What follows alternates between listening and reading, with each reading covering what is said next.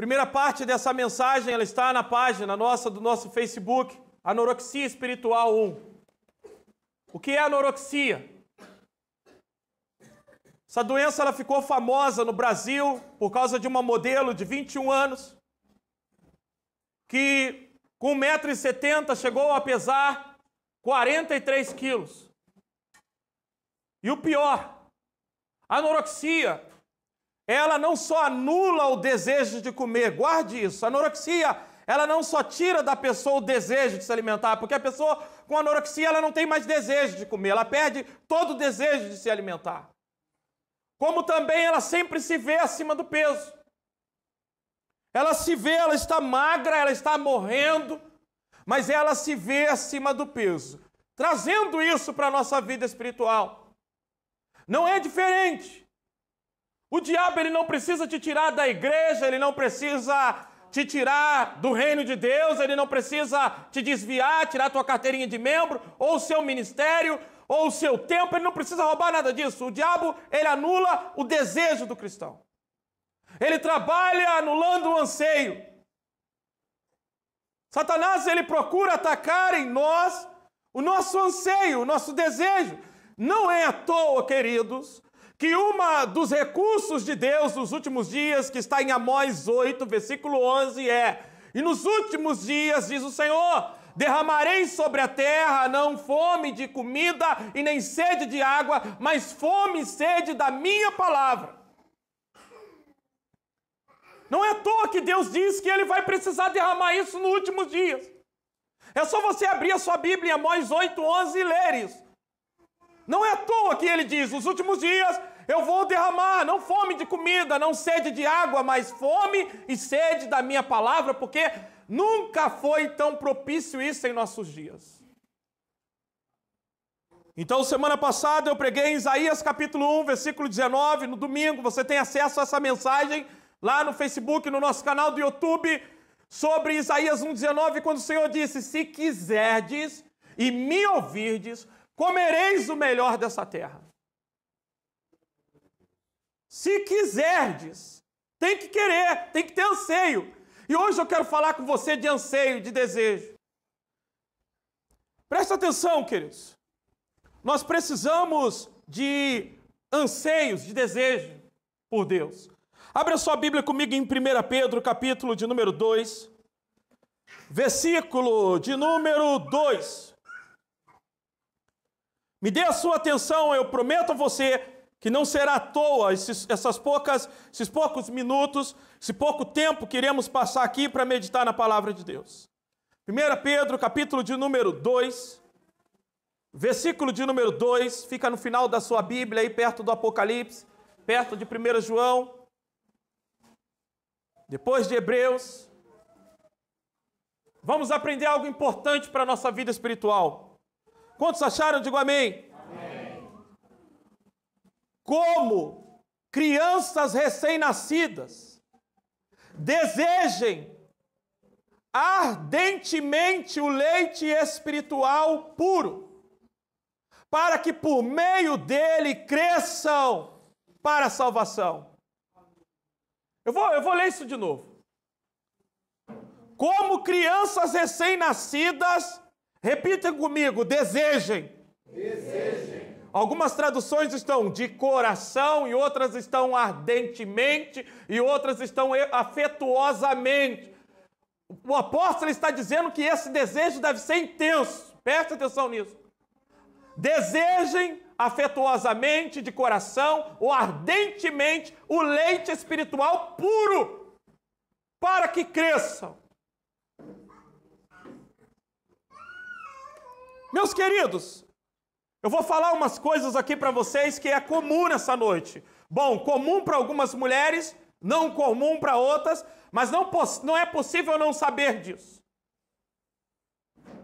Eu já mexi com pássaros, já criei pássaros. E uma das expectativas quando a fêmea estava chocando os ovos e o pássaro nascesse, era ver a forma que ele ia comer. Se o filhote ele abrisse o bico e você colocasse a comida no bico dele, e ele não tivesse vontade de comer, ele não pegasse com vontade a comida, você sabia que aquele filhote ia morrer dentro de dias. Porque a saúde do pássaro estava determinada no anseio dele de comer. Você que pôde amamentar, eu falei ontem no Malamã que eu mamei até aos 8 anos ou 9 anos, até com 12 anos eu mamei no peito da minha mãe, por isso que eu tenho esse bico grande que eu tenho. Mas a Fernanda acha maravilhoso, é Angelina Jolie, meus beijos. E minha mãe, queridos, minha mãe ela dava muito leite, minha mãe o leite dela empedrava, não sei se vocês sabem o que é isso aqui, minha mãe não era brincadeira não, minha mãe dava leite, então minha mãe pedia para eu mamar, e eu mamava ali com 10, com 11 anos, e minhas irmãs mamando, e minha mãe deu leite para gente na rua, distribuiu leite. Mas eu não lembro do meu anseio, do meu desejo, agora eu lembro quando a Gabi ia mamar na Fernanda. Eu lembro que a Fernanda, às vezes, com o seio machucado, a Gabi não queria saber. Ela voava, ela dava um bote igual uma cobra. Vá, e agarrava. E segurava. E a Fernanda gritava, ai, mas ela queria, ela sugava, ela mamava. Por quê, queridos? É isso que Pedro está dizendo aqui, que uma criança, que nós temos que ser assim, escute só, que nós temos que ser como uma criança recém-nascida, desejando o leite, a palavra, o alimento espiritual. Agora o desejo tem que ser ardente para que nós possamos crescer. Precisa ter anseio de comer, de se alimentar, de se relacionar com Deus. A Ivani, ela nem sabe, mas hoje eu quero usar o Brian de exemplo aqui. Brian é um exemplo clássico de uma criança que anseia. A Ivani tem o neto dela e o Brian... A Ivani, ela tá com a panela de feijão no fogo, o arroz, e o menino tá com a colher e o prato na mão. Eu quero comer, me dá comida. E ela tem que fazer alguma coisa, ela tem que pôr alguma coisa para ele comer, que o menino, ele quer comer. E esses dias ela estava com ele na cidade. E ele falou que queria água, ela levou no lugar para pedir um senhor água. E enquanto o senhor está dando a água, ele pergunta ao senhor, ela não esperava isso, ele fala, não tem nada para comer, não? E aí o senhor falou, tem uma pele aqui, serve uma pele aqui de porco, uma coisa aqui, come essa pele, deu para ele e ele comeu. E ela ficou com vergonha, é lógico, o menino vai pedir de comer, criança vocês sabem, só que deixa eu te contar uma coisa. Aí está o segredo. Ele quis comer, ele pediu a comida, ele comeu, ela ficou com vergonha. Quando nós temos anseios e desejo por Deus, nós perdemos a vergonha que nós temos na igreja de ficar adorando o Senhor. Essa timidez de falar do nome dEle, essa timidez de gritar por Ele, essa timidez de falar dEle, essa timidez de expressar o nome dEle, acaba, queridos, porque quando temos fome, nós perdemos a timidez e a vergonha. Quando nós temos desespero por Deus, nossa oração, ela se torna algo gritante, porque você sabe que quando uma criança quer comer, o que ela faz? Ela chora, ela se desespera, ela grita, ela diz, eu quero comer, me dá comida, me dá comida. Pedro está dizendo, vocês precisam desejar a palavra e o crescimento como uma criança. Anseiem, desejem.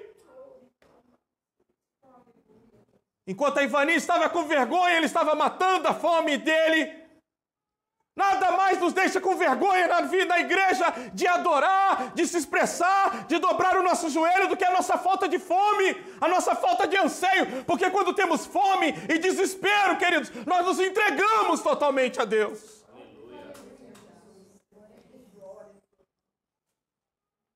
Então Pedro está dizendo, vocês precisam desejar ardentemente, de coração, efetuosamente o leite puro. O leite puro. Porque existe leite contaminado. Eu falei semana passada que nós temos que juntar a fome com a vontade de comer. É um ditado popular nosso brasileiro. O que é juntar fome com a vontade de comer? Fome?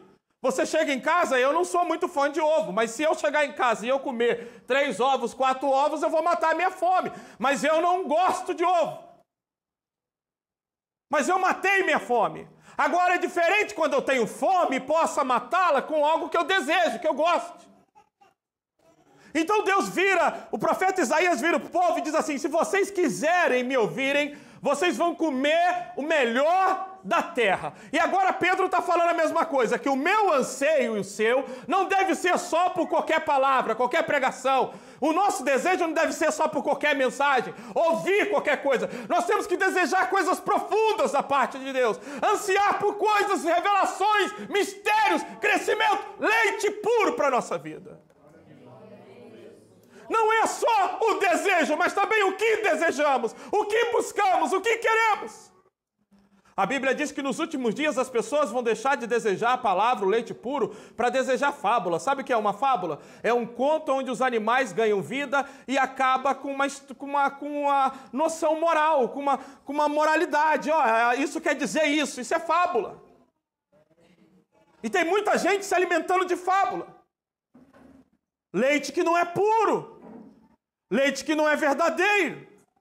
Então Pedro está dizendo, olha, como crianças recém-nascidas, vocês devem desejar o leite para que cresçam. Sabe, queridos, a anorexia, ela faz eu e você pensar que nós já estamos gordos espiritualmente. Sabe, eu conheço tanta gente que leu a Bíblia tão pouco, já acha que sabe tudo. Tanta gente que recusa o crescimento e conhecimento. Tantas pessoas, eu já disse para vocês, fizemos um seminário de teologia aí, são 20 alunos que vão se formar agora esse ano. Muitos entraram, mas não foram até o fim.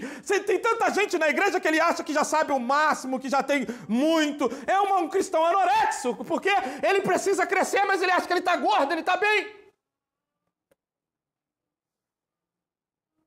Se o inimigo conseguir roubar o anseio meu e o seu, nós vamos estagnar no meio do caminho. Eu vou repetir a frase de Paulo. É interessante que Paulo, queridos, ele havia já escrito as epístolas, ele estava preso e ele escreve para Timóteo ou para Tiago dizendo, quando vim, traz meus livros, traz o pergaminho, traz a minha capa, o camarada ainda lia. Ele diz assim, quanto a mim eu não julgo ter alcançado, eu prossigo para o alvo. Quantos crentes já não crescem mais?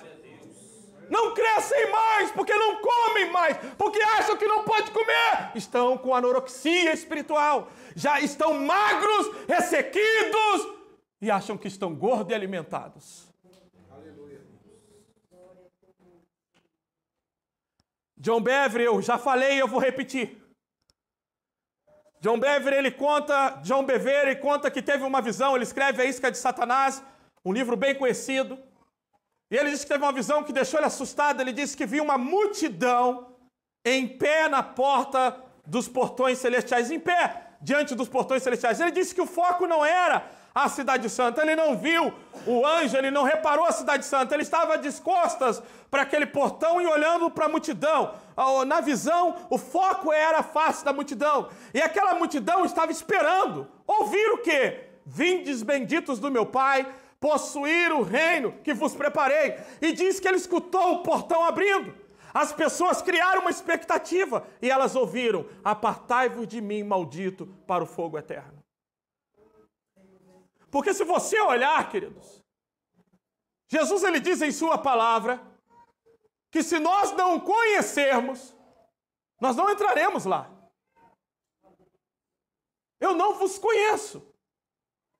Talvez você diga, pastor, eu conheço os versículos da Bíblia, eu conheço a Bíblia, eu ouço a palavra, eu sou tanto tempo de crente. Sabe o que você tem que tomar cuidado? Há uma diferença entre informação e conhecimento. Talvez você tenha muita informação a respeito de Deus, da Bíblia e do reino, mas você tenha pouco conhecimento. Porque informação é aquilo que eu recebo. Conhecimento é aquilo que eu faço com o que recebo. E o que nós vemos de pessoas que conhecem a Bíblia, sabem a Bíblia, citam a Bíblia, mas não têm prática, não têm vida, não têm frutos, não dão frutos. Não se desenvolvem, não amadurecem, tem muita informação. Recebe muita informação, mas confunde informação com conhecimento. Por exemplo, você pergunta para a pessoa, você conhece o versículo? Conheço. Você conhece a passagem? Conheço. Mas por que tua vida está assim? A Bíblia não foi um livro nos dado para nos dar conhecimento, mas para transformar a nossa vida. O nosso anseio pela palavra não é aprendê-la para falar para as pessoas ou pregar bem, mas para sermos transformados. Nós temos que lê-la com o desejo de andar em santidade, parecer com Cristo, parecer com Deus. E ensinamos com a nossa vida, com as nossas atitudes. Ouvi de um missionário, eu não lembro o nome dele agora, que ele foi um pioneiro no trabalho na Índia. E na época que ele foi para a Índia, queridos, ele foi com o intuito de fazer uma tradução da Bíblia, ele era um médico. Só que ele não conseguiu concluir a tradução da Bíblia, mas enquanto ele esteve na tribo, na região que ele estava, ele cuidou dos doentes, ele cuidou das pessoas, ele doou a sua vida cuidando de pessoas, tratando feridas, tratando a doença das pessoas, e ele morreu, e um missionário foi enviado para dar continuidade ao trabalho dele. E então aquele missionário que foi, ele conseguiu fazer a tradução da Bíblia na língua daquele povo. E ele começou a ensinar quem era Jesus. E ele começou a falar, Jesus fez isso pelo doente, fez isso pelo necessitado. E o povo daquela tribo começou a dizer, nós conhecemos Jesus. E ele disse, como? Não, nós conhecemos ele esteve aqui. Não, mas aqui ele curou, ele tratou da gente, ele fez as feridas. Aquele homem não pôde ensinar a Bíblia. Mas a sua vida parecia com Cristo e as pessoas identificaram Cristo na vida dele. Quantos de nós não nos parecemos com Jesus? Vivemos como crentes carnais, xingamos, não tememos mais a Deus, não buscamos mais a santidade, não nos purificamos, andamos sujos, queridos, estamos preocupados com coisas materiais, não há mais manifestação de Deus, dom espiritual, revelação, sede, jejum, fome, não há salvação de almas, não esperamos Jesus voltar mais. Não aguardamos mais a vinda dele, não ansiamos, não cantamos mais. Nossa esperança é sua vinda, ó Rei dos Reis, vem. Nós não ansiamos mais. Satanás não precisa nos tirar da igreja, só roubar o nosso desejo, o nosso anseio, a nossa fome. Nós não crescemos mais, nós estagnamos. Então Pedro está dizendo, desejem, anseiem para que vocês possam crescer. Por exemplo, eu estou disposto a terminar esse culto hoje e sentir a presença de Deus nesse lugar. Eu não saí da minha casa para vir aqui para participar de mais um culto. Eu não vim aqui para dar avisos. Eu vim aqui porque eu quero Ele. Eu preciso dEle. Ele precisa vir. Chega de vir na igreja sem motivação. Nós não somos religiosos. Nós não servimos um ídolo. O nosso Deus, Ele vive. Ele é poderoso. E nós queremos Ele. Cadê? Ninguém sente vontade de falar mais em língua. Os jovens não desejam batismo com o Espírito Santo. Chega dessa vida de religião. Porque o mais perto que vamos chegar do céu é o banco da igreja. Cadê o nosso anseio? Cadê a nossa fome? Cadê o nosso desejo? Seria muito diferente se viéssemos aqui desesperados, famintos. Mas a gente vem e nem sabe o que vai acontecer. A gente nem imagina. Lá no Rio, deixa eu te contar uma coisa. Na nossa igreja tinha o projetor, a transparência, a gente colocava a transparência sobre a máquina e eu cuidava dessa área, de pôr a transparência do louvor. E eu não me dei conta que eu havia perdido o meu anseio. Eu colocava aqueles hinos ali na transparência e quando começava a cantar eu me envolvia tanto que muitas das vezes o pessoal tinha que falar comigo, acabou o hino, acabou, muda aí a folha. E eu me entregava, eu ficava ali chorando, eu ficava ali adorando. Um belo tempo sem sentir, eu já não fazia isso mais, eu colocava o louvor ali, eu olhava para um lado, um dia um pastor da nossa igreja me chamou e disse, o que aconteceu com você? Eu disse, o quê? Você não é mais o mesmo diante de Deus. E eu falei, e eu não tinha me dado conta. E eu falei, mas como assim? Ele disse, eu reparava você. Você se entregava no culto, você se relacionava com Deus. Faz tempo que você não faz isso. E eu nem senti que eu estava sendo observado por um homem. Imagine por Deus, querido. Aí, sabe o que acontece? Na nossa igreja tinha um irmão chamado João, evangelista. Nossa igreja com 250 pessoas. Esse cara casou com uma irmã da igreja, mudou para o Rio de Janeiro. De vez em quando ele vinha na nossa igreja. Mas sabe, aquilo era incrível. Nós estávamos na igreja, os louvores eram cantados. Mas só ele estava em pé chorando, abraçando como se estivesse abraçando Deus, derramando lágrimas. Algumas pessoas até incomodadas porque ele nem sentava, alguns sentados na hora do louvor, e eu olhava aquilo e dizia, meu Deus, como ele se entrega, como ele se rende. Não, queridos, não é a igreja, não é o templo, é a maneira como você tem se colocado diante de Deus.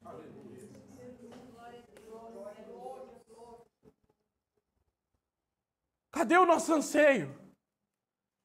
Nossa fome de conhecê-lo, de tê-lo, como Moisés disse, eu quero ver a sua face. Aí sabe qual é a consequência disso? Pedro diz, vocês param de crescer.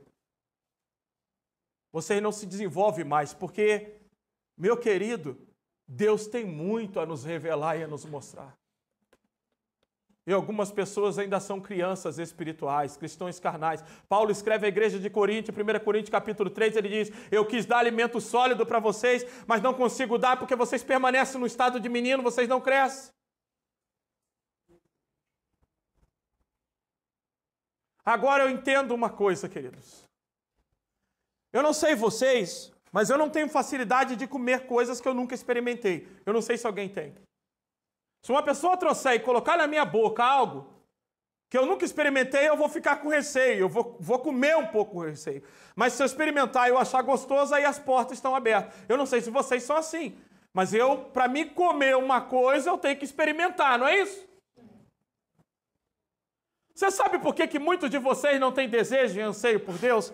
Pedro revela isso no versículo 3, olha aí, lê aí.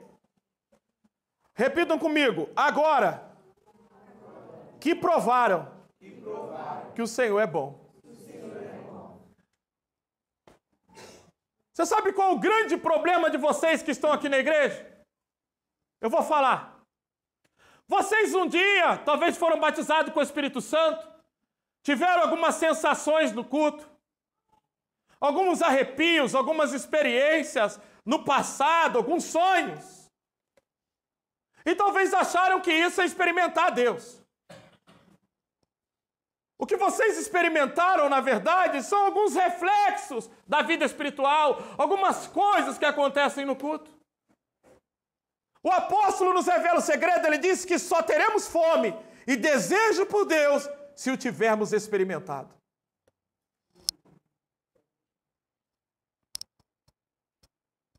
Por que você come coisas com vontade? Porque um dia você sentiu gosto. Sabe por que muitos crentes não têm vontade e anseio por Deus? Porque nunca o experimentaram.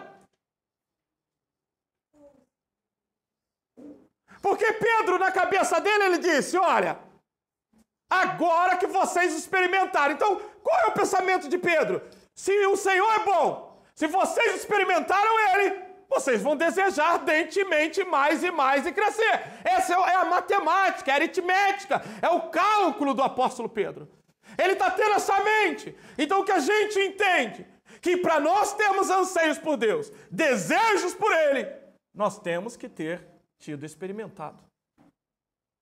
Eu tenho que ter sentido o gosto do que é ter Deus. Nós cantamos o louvor, quem já pisou no Santo dos Santos, em outro lugar não sabe viver. E eu acredito, querido, que uma grande maioria da igreja experimentou as coisas de Deus e confunde com Deus. Experimentar Deus é uma coisa muito diferente. Experimentar Deus é uma coisa transformadora. Experimentar Deus é uma coisa que muda a nossa forma de ver o mundo, de ver as pessoas.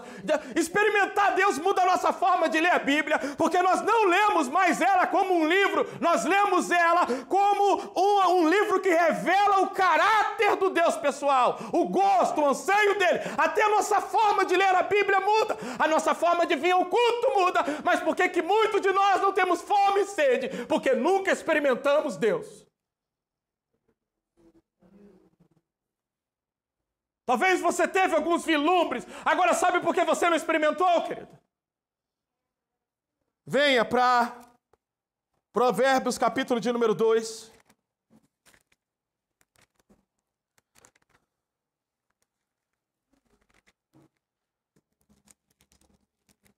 Provérbios, capítulo de número 2.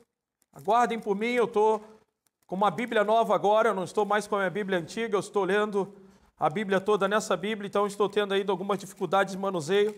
mas já estou chegando aqui. Provérbios capítulo de número 2. E leia comigo o versículo de número 3. Quantos acharam? Digo amém. Amém. Se clamar, repita comigo, se clamar, por entendimento, e por discernimento, gritar bem alto, se procurar a sabedoria, como se procura a prata, e buscá-la como quem busca um tesouro escondido. Então você entenderá o que é temer o Senhor e achará o conhecimento de Deus. Qual é o nosso problema? Nós nos acostumamos a alguns retiros, alguns cultos, algumas campanhas e alguns momentos aqui na igreja. Nós, no passado, tivemos algumas coisinhas que nós chamamos de experiência com Deus. Na verdade, nós tivemos um contato com algumas coisinhas de longe de Deus. E já nos conformamos dizendo, eu tenho experiência com Deus, e Deus me tocou. E aí, queridos? Como é que nós podemos ficar longe de Deus se o experimentamos? Isso é impossível. Como é que nós não podemos ansiar por orar e por ler a palavra se já o experimentamos? É impossível. A nossa distância, o nosso relaxamento, a nossa falta de interesse, a nossa falta de busca, ela demonstra que nós não experimentamos ainda.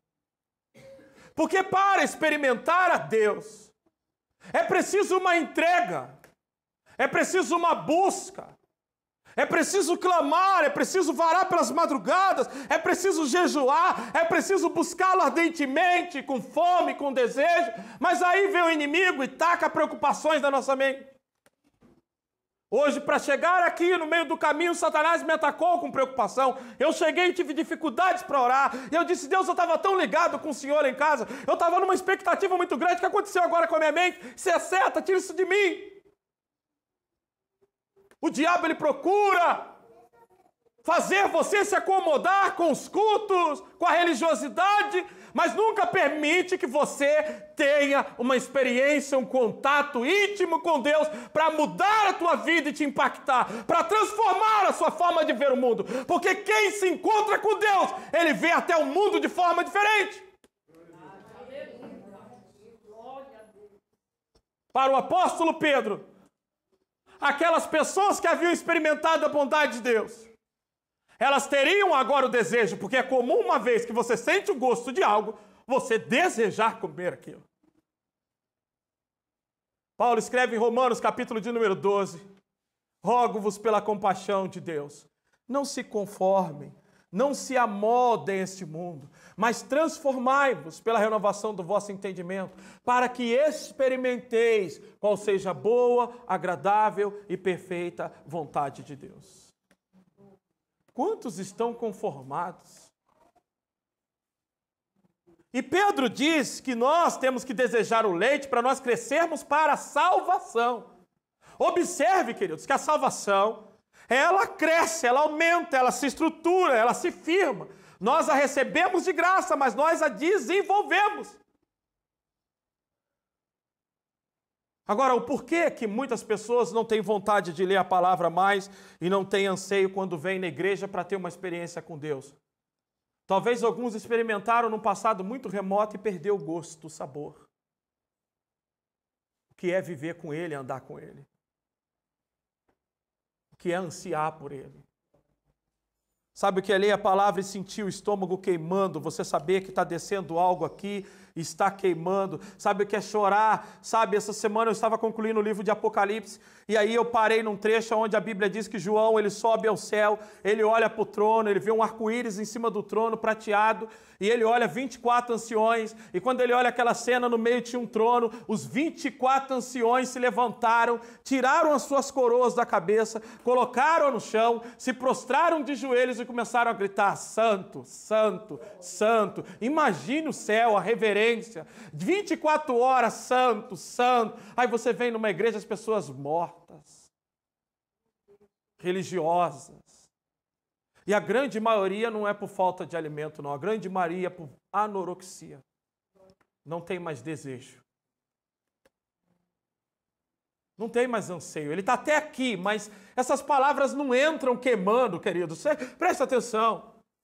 Há 20 anos atrás, uma pregação dessa, essa hora, a gente já tinha gente se preparando para profetizar, a gente já tinha pessoas chorando, a gente já tinha pessoas tremendo no Espírito Santo, a gente já tinha pessoas, queridos, já chorando. Olha como é que vocês recebem isso.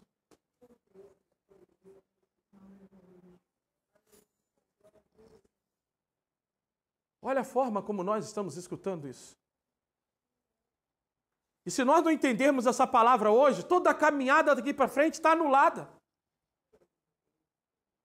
Porque se eu e você perdemos o amor pela palavra, se perdemos o desejo pela palavra, o anseio, acabou o crescimento. Sabe, queridos, um pastor uma vez ele me contou no Rio, e ele disse, irmão André, eu ainda era membro, eu tive um sonho que me deixou encabulado. Sabe qual foi a visão que ele teve? Ele falou, eu orando pela igreja, na visão eu chegava num berço, quando eu olhava no berço, uma cabeça de um lado era adulto, do outro lado era criança. Um corpo de um lado, a mão era de adulto, do outro lado era de criança. Um pé grande, uma perna pequenininha. E Deus me disse, a igreja está crescendo deficiente. Está em parte madura e em parte criança.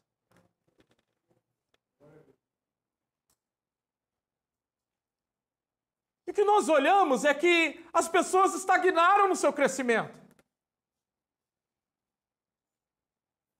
Pararam. É interessante, eu escuto pessoas falando, eu não estou fraco, eu estou desanimado. A palavra de Deus diz, jovens, vocês são fortes, já venceste os malignos. Você via jovens desejosos, querendo o Espírito Santo, querendo busca com Deus, santidade. Hoje, 14 anos, eu quero casar. Quando é casar, quando a intenção já não é outra. Acabou o anseio por ser missionário, o anseio por ser usado por Deus. Acabou aqueles desejos. Nós somos uma geração que nós precisamos clamar para que a promessa de Deus, amor, seja derramada na nossa vida. Eu preciso voltar a ter anseios. Eu preciso voltar a ter desejo. Agora, você sabe quando a gente vai ter anseio, quando a gente tiver desejo? Quando a gente buscar até Ele vir se apresentar a nós, e nós tivermos um encontro com Ele. Aí muda tudo, irmãos. Quando nós o experimentamos. Isaías era um profeta, ele estava no templo e de repente ele gritou, ai de mim! Porque vi o Senhor sentado no seu sublime trono. Querubins voavam e gritavam, santo, santo, santo. E ele diz naquela hora, eu sou um homem de lábios impuros e eu habito num povo de lábios impuros. Sabe por que você está perguntando, Deus, eu não sei porque o Senhor não toca em mim. Sabe, quando Deus vier a você, você vai ver pecados na sua vida que você está convivendo com eles e você não sabe o quanto eles são terríveis. Você está convivendo com esses pecados.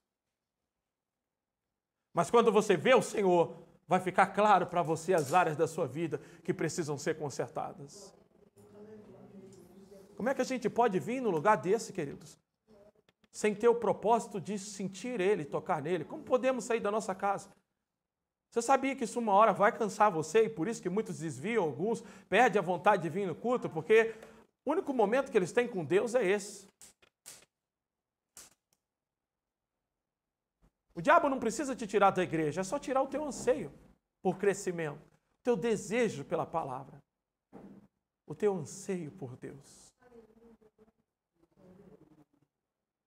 Desejem como uma criança. Lembra do Brian? Sabe o que Jesus ensina? Ele disse, eu quero ensinar vocês a orarem. Numa cidade tinha um juiz iníquo e ele não ligava para ninguém, ele não temia os homens, ele não temia Deus, ele não se importava. Mas tinha uma viúva. E essa viúva o importunou, dizendo, julga minha causa, julga minha causa. E aquele juiz, ele disse, olha, eu vou julgar a causa dessa mulher para me deixar em paz, porque ela está me importunando. Ele diz, busquem o pai dessa forma. Importune ele, como uma criança faz quando quer uma coisa. Me dá, me dá, me dá, eu quero, eu preciso. Ela não está ligando para quem está do lado, ela chora no meio da rua. Uma vez no culto, olha, Deus está aqui, querido. Escute o que eu vou dizer, Deus está aqui. Nós estávamos no Rio, numa campanha. Sabe, a gente sempre é surpreendido. Às vezes a gente está numa igreja, não acontece nada com a gente. Chega alguém, recebe um milagre, é restaurado. Sabe por quê? Porque nós nos acostumamos com o ambiente. E nós estávamos na campanha, eu sei que o tema era para o cego de Jericó. Aliás, a campanha era a campanha de milagres, e o pastor naquele dia ele estava pregando sobre o cego de Jericó. E ele disse, você tem que gritar como Bartimeu. E naquele dia tinha um sargento da polícia chamado Josemar. Ele não era cristão, a filha dele estava no hospital doente para morrer. E ele apareceu ali, alguém o convidou. E ele estava de farda, ele estava na igreja, estava em pé lá atrás. Quando o pastor dizia, você tem que clamar, Jesus, filho de Davi, tem misericórdia de mim. De repente começou na igreja, Jesus, filho de Davi, tem misericórdia de mim, Jesus. E o povo começou a olhar, até o pastor ficou assustado que não esperava aquilo. Mas ele começou a gritar, porque quem tem fome e sede não tem vergonha de pedir. Muitos de vocês têm vergonha de se entregar a Deus no culto, de chorar, de se abrir para Ele, porque estão sem fome. Quando você tem fome, querido, você bate na porta de qualquer pessoa, você passa por humilhação. A Bíblia diz que uma mulher chegou em Jesus e disse, cura minha filha que está endemoniada. Jesus disse, não é lhes tirar do pão e dar aos cachorrinhos. Ela disse, eu estou comendo as migalhas que está caindo, eu preciso. Quando você tem fome, a Bíblia diz que Ana entrou no templo, Eli virou para ela e falou, filha de Belial, você está embriagada, encachaçada, está orando. Ela disse, não, eu estou desesperada de alma e de amargura, eu preciso do meu milagre. Porque você não está recebendo mais, porque acabou o seu desespero e tua fome. Eu quero transformação no meu lar. Como? Vem guerrear, vai lutar, vai orar, vai jejuar. Eu quero ser cheio de Deus. Eu te busco. Eu estou disposto a morrer.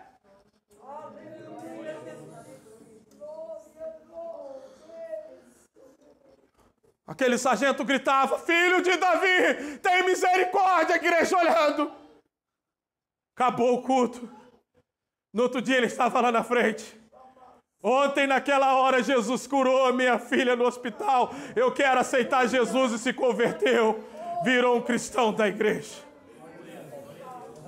O mesmo Jesus que cura, o mesmo Deus está aqui. Sabe, a Bíblia diz que uma multidão cercava Jesus.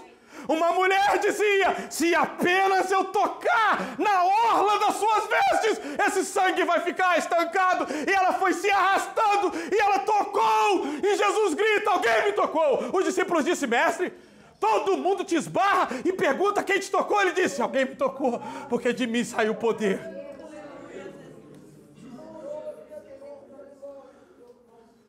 Eu vejo tantas pessoas dizendo que quer mudança, mas você precisa querer mesmo. Eu quero vida com Deus. É jejum, é oração, é choro, é desespero.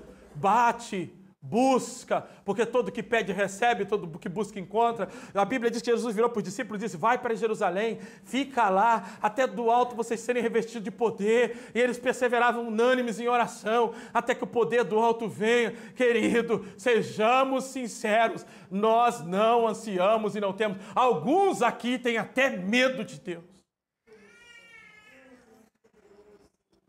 O que nos falta é experimentá-lo. Porque nós achamos que vir à igreja, se batizar, receber o batismo com o Espírito Santo, guarde isso, muitos naquele dia dirão, não profetizamos em seu nome, não falamos em línguas, não expulsamos demônio, apartai-vos de mim. Isso não é, queridos, experimentar Deus, isso é experimentar as coisas de Deus. Experimentar Deus é ter um encontro pessoal com Ele. Você sabe por que os apóstolos pregavam com poder? Eles dizem, nós falamos daquilo que vimos e daquilo que ouvimos. Nós experimentamos o que estamos falando.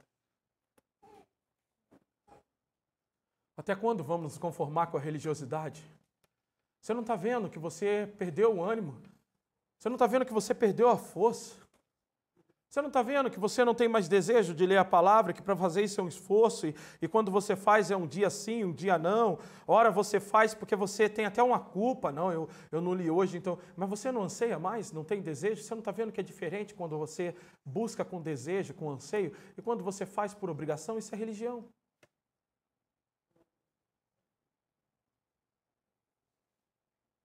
Aí já, sabe, a gente está ali 15 para as 9.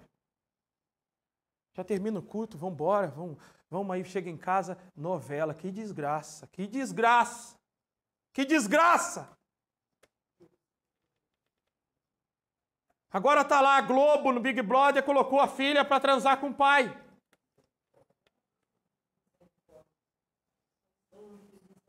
Enquanto o mundo avança e apodrece, sabe por que Deus destruiu Sodoma e Gomorra? Não foi por causa do pecado deles, ele disse, se tivesse aí 10 justos, eu não destruir a cidade. O problema é que não tem mais luz aí. Cadê as almas, gente? Nós não choramos mais por almas. Nós não desesperamos. E se Jesus vir agora?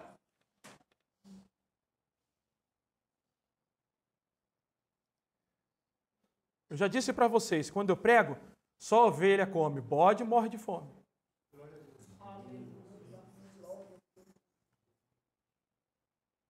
Afinal de contas, qual é o nosso propósito? Entrar no céu, estar pronto ao arrebatamento, entrar na boda do Cordeiro, ou ficar mais rico esse ano? Ele disse, eu vou dar para vocês tudo isso, se vocês buscarem o meu reino. Não deveria ser a nossa preocupação, bens e coisas. Nossa preocupação deveria ser o reino dele, ter intimidade com ele. Infelizmente, talvez você esteja recebendo uma informação, mais uma informação. Informação não vai transformar a sua vida, só o conhecimento. Você tem que receber essa informação e aplicá-la ela agora na sua vida, ela vai virar o conhecimento. Você sabe por que essa mensagem não está fazendo efeito em nós? Porque nós não estamos tendo arrependimento, desespero agora, choro. Nós vamos sair daqui e vamos para a nossa casa. E só Deus sabe, queridos. Porque a gente está vindo na igreja hoje achando que isso aqui é o clube, ou é a nossa casa, tratando esse lugar como se fosse um lugar comum, sem temor, sem reverência. Eu vou contar uma coisa para vocês. Eu não ia falar isso, mas eu vou falar.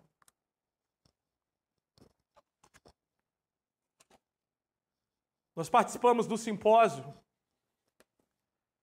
o ano retrasado, lá em Água de Lindóias. Pastor Joel trouxe uma palavra naquele dia que eu só não aceitei Jesus de novo porque ele não fez o apelo. Janara estava lá, Roberto, Ricardo, alguns irmãos estavam lá. E naquele simpósio, o pastor Joel, ele, tomado por Deus, ele disse, o Josinaldo está na África. E ele disse o seguinte, para construir a igreja da África, nós estivemos lá, precisa de 50 mil reais. O pastor Joel, não sei o que deu, acredito que Deus, ele levanta e fala assim, precisa de 50 mil para construir a igreja. Eu não vou anotar nome, ninguém vai anotar nome de ninguém, mas isso é para ser levantado em um ano, até novembro do ano que vem, para ser levantado em um ano, os 50 mil, e sabe, de repente foi levantando 3, 4, 2, nós levantamos, Ricardo levantou, e ali, sabe quanto que foi levantado? 83 mil reais. Glória a Deus, né? Mas deixa eu te contar uma coisa. Pastor Joel disse, então 50 mil para a igreja da África, 30 mil para a igreja do Togo, foi até para a igreja do Togo. Foi eu e Ricardo para a África. Fizemos o batismo de 60 ou 70 muçulmanos, 90, num tanquinho, numa água suja. Uma barraca montada no meio de um sol. O Ricardo reparou e falou, olha só, você não vê uma criança correndo. Todo mundo debaixo daquela tenda. Todo mundo ali apertadinho. Mais de umas 200 pessoas louvando, adorando a Deus, e nós ali debaixo daquela tenda. Uma irmã viu que eu estava com o pé no sol, o sol lá queima mesmo o chinelo, e ela me puxou para dentro. O Josinaldo todo alegre, ele pegou a palavra e disse, eu tenho uma notícia para dar para vocês. Nós levantamos o dinheiro para construir a nossa sede aqui, e foi aquela festa. Nós estávamos lá. E mais 30 mil, todo mundo fez uma festa. Um ano se passou. Pastor Emerson me mandou um áudio ontem. Ele disse, dos 83 mil, Só 24 mil entrou. Isso era para chorar. Isso é para chorar. Só 24 mil entrou. O pessoal costuma dar o nome, pastor, mas não cumpre. Agora eu te pergunto, como é que está esse pastor que falou para as pessoas lá que seria construída a igreja? Como é que estão as pessoas lá? Um ano se passou e não tem igreja. Eles talvez estão continuando na mesma tenda. Talvez não, deve estar na mesma tenda. E os que levantaram a mão? E os que falaram que dariam? Como é que isso fica no reino espiritual? Essas pessoas vão entrar no céu? Vocês acham que eles vão entrar? Vocês acham que tem como? Não tem como. Não existe temor, não existe cuidado, não existe zelo, não existe referência. São pessoas que estão na igreja, estavam lá no simpósio. Estavam lá, fizeram parte. O cara chegou, nós vimos, nós estávamos lá. Ele falou, tem uma notícia, e deu a notícia, contou para os obreiros. Todo mundo festejou e louvou a Deus. E nós continuamos num país tão maravilhoso, livre. Ninguém nos impede de pregar o evangelho. Por isso que eu não tenho medo de levantar recursos na igreja. Eu sei a dificuldade de falar de dinheiro dentro da igreja. O diabo não quer que a gente gaste o nosso dinheiro com o reino de Deus.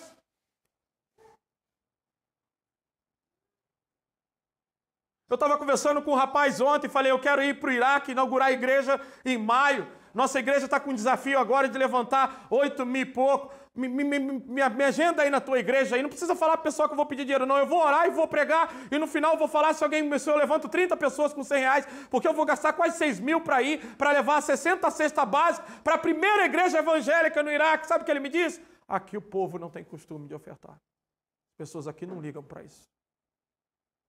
Tanta igreja está assim. O que Deus está tendo das pessoas? As pessoas não têm fé para dizimar, não têm fé para ofertar, não se sacrificam. Gente, o que é isso? Que evangelho eu vou pregar? Que palavra eu vou dizer? Eu poderia hoje, eu desejaria estar pregando palavras aqui que realmente te levasse ao céu.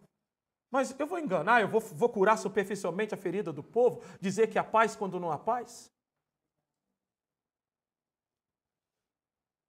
Como é que fica esse obreiro? Como é que fica o povo lá? Nós estávamos lá.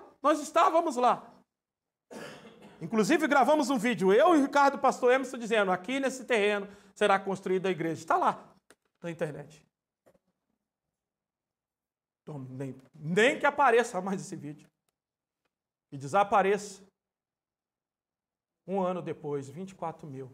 E você escuta um vice-presidente da missão dizendo, infelizmente, nem todos que fizeram propósitos cumpriram. Aí você vai para Eclesiastes capítulo 5 e diz, quando entrares na presença de Deus, toma cuidado de fazer o seu voto. Porque Deus não se agrada de voto de tolos. Amanhã a gente está sofrendo doença dentro de casa, perdendo saúde, uma coisa acontecendo, a gente não sabe. É a mão de Deus. Você sabe por quê? Pastor, você está falando besteira. O que Deus falou para Ananias e Safira? Não era teu?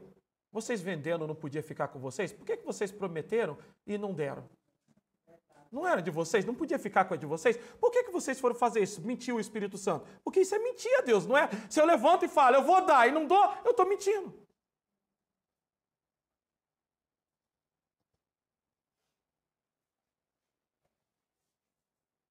É isso que nós estamos vendo por aí. Esse tipo de evangelho que é conto de fábulas, que não confronta mais as pessoas, que não chama as pessoas para responsabilidade, que não chama as pessoas para desafio, para se expandir, para ganhar almas, para crescer, porque quando o Senhor vier, nós vamos ter que mostrar nossas mãos a Ele. Agora, como chegamos aqui nessa noite, queridos? Quantos de nós estamos desviados dentro da igreja, em pecado? Quantos nós já não temos mais nada e continuamos? Porque nós estamos talvez igual... Eu lembro na época que reprovava. Eu faltava o ano todinho, eu aprontava, eu entrava no beiro das mulheres, eu pintava e bordava. No final do ano eu ficava esperando que eu ia passar de ano. Aí a professora falava assim, reprovado. Eu ainda ficava chateado. Nossa! Me reprovou? Hoje não, hoje passa de qualquer jeito, mas naquela época era ruim. Sabe quantos vão ouvir essa voz? Apartai-vos de mim. Por isso que eu trabalho ardentemente na palavra e na pregação para não acontecer isso com vocês. Por isso que eu me dedico, irmãos. Sabe, a Fernanda me chamou para sair 2 dias com ela agora no carnaval. E como eu me sinto acusado de deixar vocês e dizer, Deus, mas será que eu posso ir? Será que eu consigo? Será que isso não é pecado? Deixar eles e não pregar e não ministrar e não estar nesses dias? Será que eu posso fazer isso? Eu quase não tive paz aqui hoje, só de pensando nisso.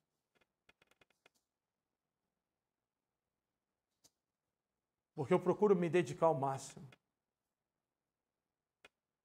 Para que essa igreja pare de pensar em coisas materiais. Se volte para o Senhor. Para que a gente contribua com alegria, para que a gente se envolva. Se nós criarmos um projeto de unanimidade.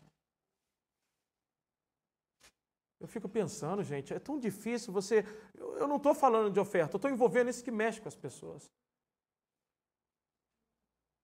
Porque Jesus disse que Mamon é um Deus e ele controla a vida de muitas pessoas. E eu estou falando desse caso especificamente. Quem estava lá viu a palavra que foi pregada. Uzá tocou na arca indevidamente e morreu. Foi uma coisa tremenda. As pessoas choraram, gritaram. 1 ano depois, de 84.000, 24 entrou. Quanto que falta ainda, irmãos? Agora 2.000 saiu daqui. 2.000 saiu daqui.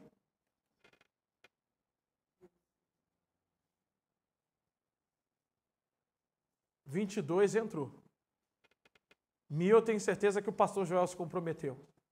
21 ficou. E o resto? Será que não teve? Não é que não teve, não priorizou. Simplesmente não tem o coração em Deus. Por isso que Deus tem que ser o primeiro na nossa vida e não pode ser o segundo.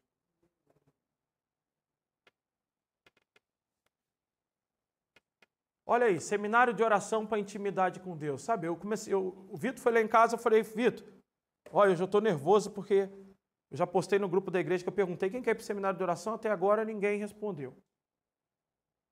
Mas depois eu falei, o quê? Deixa para lá. Eu vou perder minha paz com isso. Estou dizendo para o povo para ir buscar, para aprender a orar e ter intimidade com Deus e não tem desejo. A gente era, num seminário desse, a gente era para falar o seguinte, nós vamos a pé. Sabe por quê? Você fala comigo assim, mas ir a pé até São Paulo? Pô, no dia de não sei o quê, de Judas aqui, de Parecido, o pessoal cruza a pé aqui por trás, aqui, vai bater lá em Parecido a pé, irmãos, por causa de um ídolo. Anda até aqui o Tambaú a pé, por causa de um ídolo. Agora, para vir na igreja, querido, se o carro quebrar, não vem.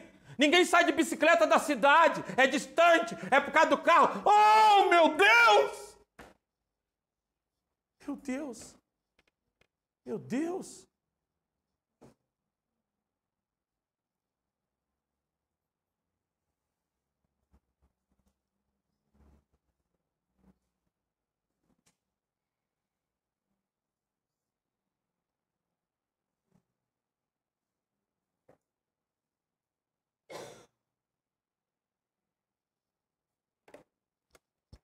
Dobre o seu joelho.